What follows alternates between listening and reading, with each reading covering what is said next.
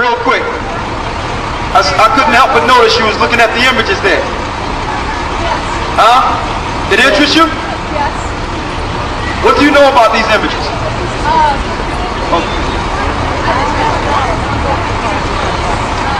What do you know about them? I had never heard of him.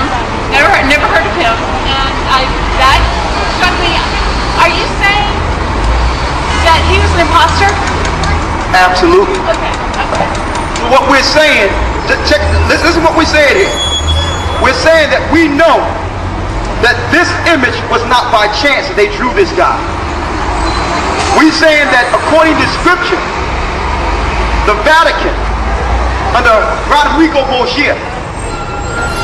all right, the sixth pope, his son name was Cesare.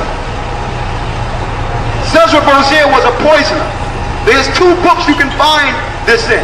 Sarah Bradford, The Life and Time of Cesare Borgia. Somebody pass my book out there so I can show it. I want you to see this because the majority of people don't know that this image wasn't drew like this by chance. There was a competition during the time called the Renaissance period. Yes, there was a competition between Leonardo da Vinci and Michelangelo to challenge to see who could impress the king into making a new image that would deceive the earth. Now, here he is in a book called Triptych of Poisoners. This dude was evil. Evil. And in the Last Supper picture, we can break down the Da Vinci Code right here. You don't need to pay and go to the movies. In the Leonardo da Vinci picture, the Last Supper, he's in the picture 3 times, and his sister Lucretia is in the picture twice. Look at it right here. 1, 2, 3. Same guy. And guess what? You paid nothing for that. You want the Da Vinci Code broken down? We can break it down. The same guy. And guess what? He was an Italian. He was a Spanish. He was an Italian. See, but the whole thing is, it would have been just artistic convention if they didn't use the image and plaster it all over the world and say it was Christ. Now, I'm going to show you another level of diabolical demonology. I want you to check this out. Somebody give me the Apocrypha real quick. Give me the King James Version right here. Open that up to the Apocrypha for me, man. You're going to see the Apocrypha after the Old Testament in that book. Give it here, let me see it. Right here. Right. Let me get it. Right here. Hold this for me.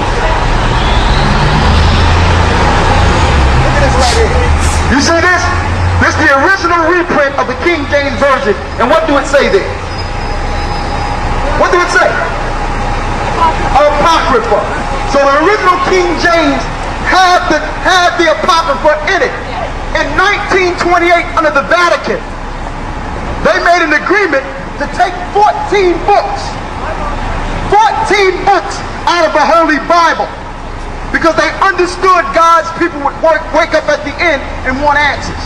Now, understand this. Thousands of years before the Europeans put this image up, it was written up in Wisdom of Solomon that they would do this and the reason for it. Want me to read it?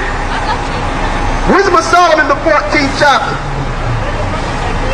Because guess what? We're showing you that this was a plan at the highest spiritual level.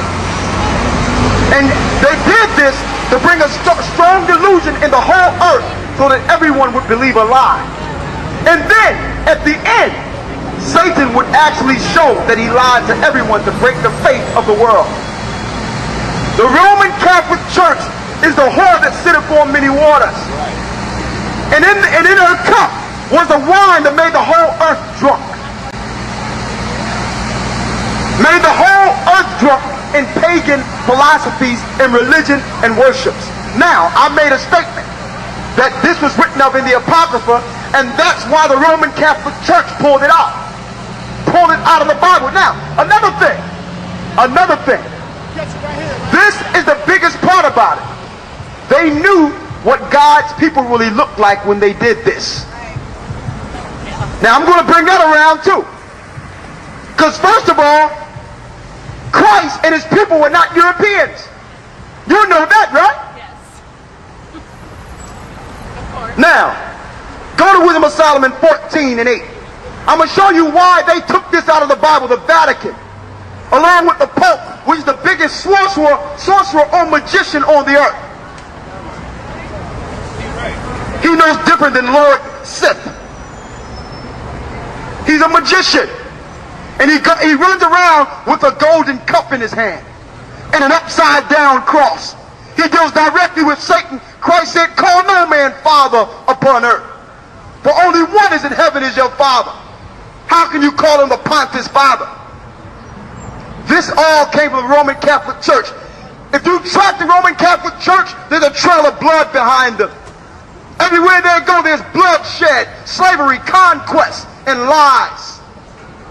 So we're to break down those lies, because we are in fact the true people of God. And the Vatican and the Euro government have paid billions of dollars to keep this information from us.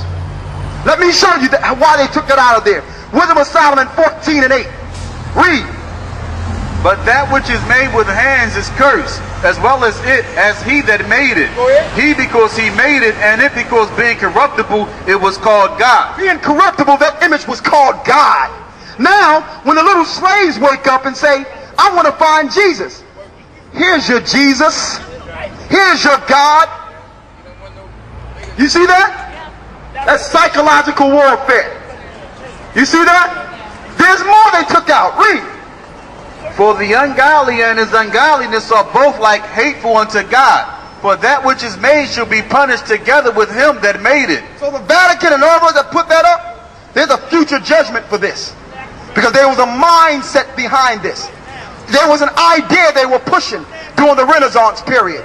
And it wasn't good for mankind. Read. Therefore, even upon the idols of the Gentiles shall there be a visitation, because in the creature of God they are become an abomination and stumbling blocks to the souls of men. You see that? By doing this, it'll become a stumbling block to the souls of men. Because kids, children, learn different than adults. So when I was a child, I opened up the Bible and I seen pictures of this guy. And I seen my grandmother and grandfather following it. So I was like, you know what? These must be the people that I'm reading of in the Bible. And I can't even include myself. That's total exclusion. You see that? Now if I don't have no self-pride or any connection with anything biblical, and I'm taught to follow the Bible, then that's a form of self-hatred. I learned to hate myself and love others. They understood what they was doing when they did this. They brought it to the whole world. Over in Rio right now, you got an image of him like this. Caesar. In Italian. Read.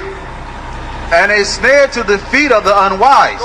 For the devising of idols was the beginning of spiritual fornication. This was the beginning of spiritual fornication. Read. And the invention of them the corruption of life. For neither were they from the beginning, neither shall they be forever. This wasn't from the beginning, neither will it be forever. Read. For by the vainglory of men they entered into the world. By the vainglory of men, these images entered into the world. Because people wanted to glorify themselves. Sounds like America, don't it? Read on. And therefore shall they come shortly to an end. Go ahead. For a father afflicted with untimely mourning. A father afflicted with untimely mourning, Rodrigo Borgia, when he had made an image of his child. So when he made an image of his child, Caesar, soon taken away, now honored him as a god. They honored him as a god, read. Which was then a dead man. Who was a dead man in Rome, read. And delivered to those that were under him ceremonies and sacrifices. And they used this image to bring forth ceremonies and sacrifices to the new world.